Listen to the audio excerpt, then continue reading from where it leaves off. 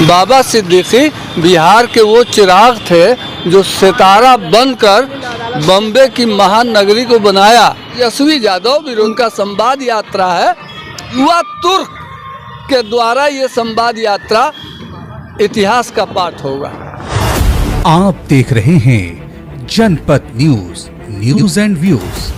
अभी मेरे साथ है आरिफ हुसैन, जो पूर्व उपाध्यक्ष है 15 सूत्री कार्यक्रम अल्पसंख्यक कल्याण समिति बिहार के, और बड़े नेता हैं राजद के भी। उनसे आज जानेंगे कि जो महाराष्ट्र में बाबा सिद्दीकी की हत्या हुई है उसके बारे में इनकी प्रतिक्रिया क्या है, और जो तेजस्वी यादव संवाद यात्रा में निकल रहे हैं उस पर इनकी राय क्या है, और स्मार्ट मीटर से इनकी राय क्या है। आइए से बात करते हैं और जानते हैं।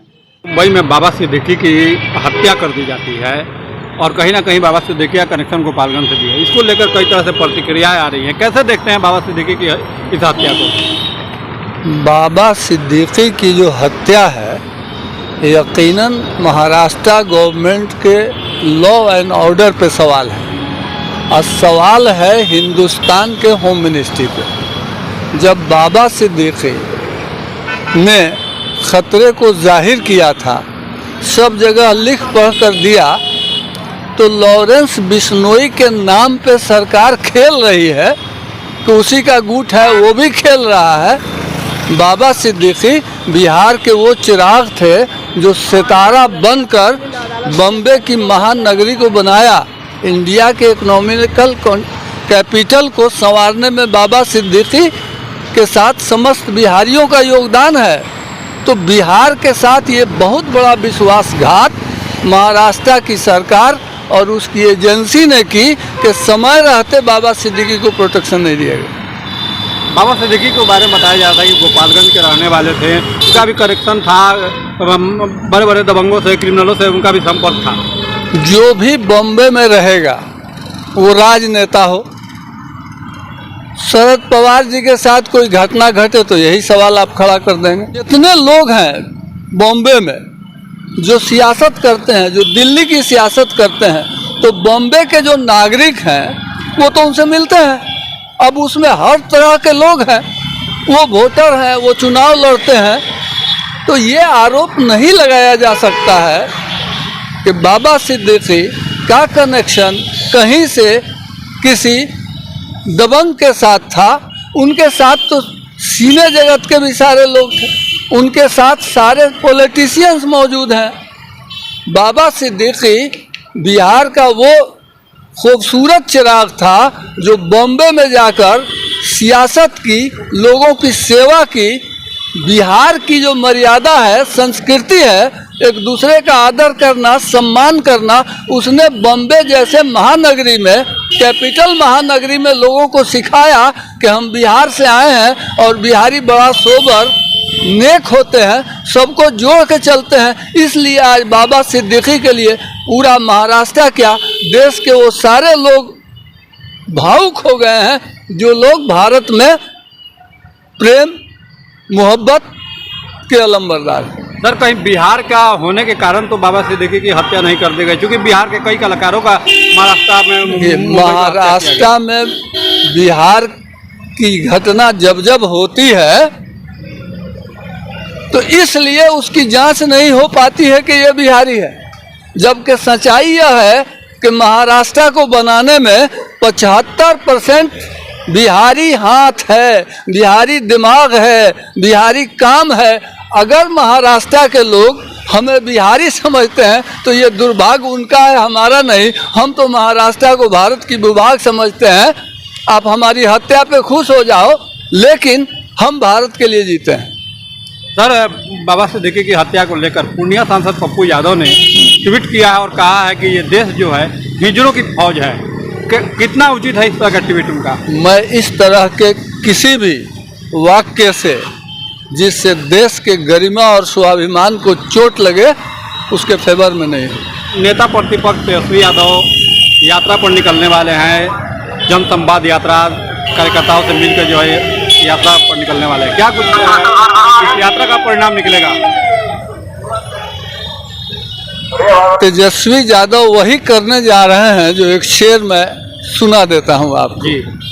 हयात लेके चलो, कायनात लेके चलो, चलो तो सारे ज़माने को साथ लेके चलो। तेजस्वी यादव बिहार विधानसभा में प्रतिपक्ष के नेता हैं। उनकी जिम्मेदारी है बिहार के तमाम प्रॉब्लम्स और मसाइल पर बोलना, लड़ना, लेकिन ये भी जिम्मेदारी है कि जो बिहार के लोग हैं उनके बीच जाकर उनके आत्मसम्मान को जगाना और बिहार के तरक्की के लिए सही सही बातें बताना। इसलिए ये जो इनका संवाद यात्रा है देर से ही सही बड़ा दुरुस्त। लेकिन सत्ता पक्ष सवाल खड़ा कर रहा है।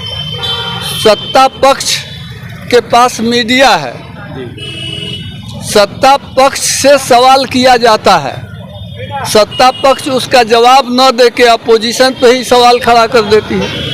अरे भैया, बाढ़ की विभीषिका आई, मैं बंजरिया प्रखंड पूर्वी चंपारण का रहने वाला हूँ।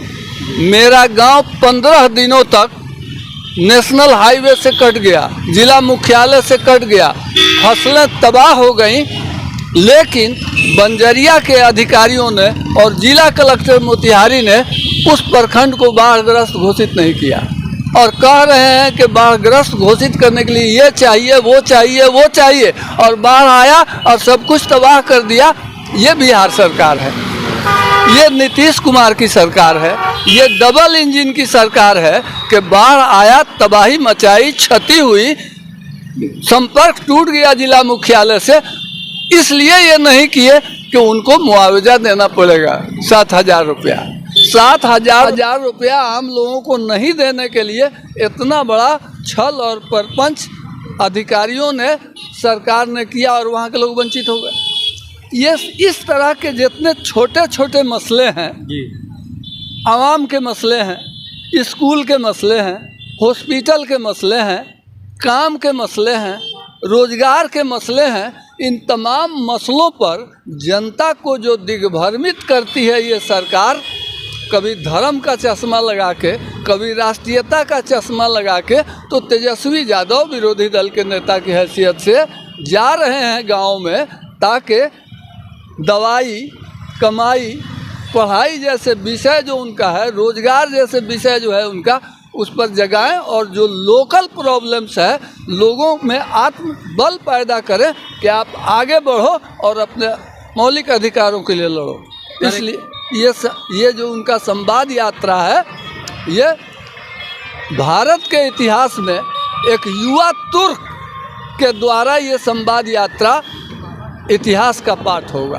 सर, एक आखिरी सवाल होगा, स्मार्ट मीटर को भी लेके काफ़ी बिहार में चर्चा है और आप ग्रामीण क्षेत्र से आते हैं, इसको लेके कांग्रेस भी जो है 16 कल से हर जिला पर धरना देने जा रही है। कितने आप लोग संतुष्ट हैं स्मार्ट मीटर से? मैं आरिफ हुसैन, पूर्व उपाध्यक्ष 15 सूत्री कार्यक्रम बिहार, नीतीश सरकार के इस योजना की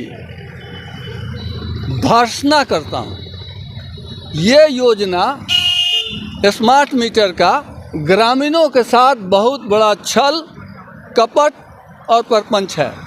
इस योजना को, इस स्मार्ट मीटर को जितना जल्दी हो ख़त्म करना चाहिए और मैं आग्रह करता हूं बिहार के तमाम विरोधी दलों से, अपोजिशन पार्टियों से और सरकारी दलों के लोगों से कि जनता की जो ये दुखती रग है स्मार्ट मीटर और जनता की जो लुटाई है स्मार्ट मीटर में, पक्ष और विपक्ष सब सामने आकर नीतीश कुमार के इस काले धंधे को ठीक करें, इस काले धंधे को नीतीश कुमार से वापस करवाएं।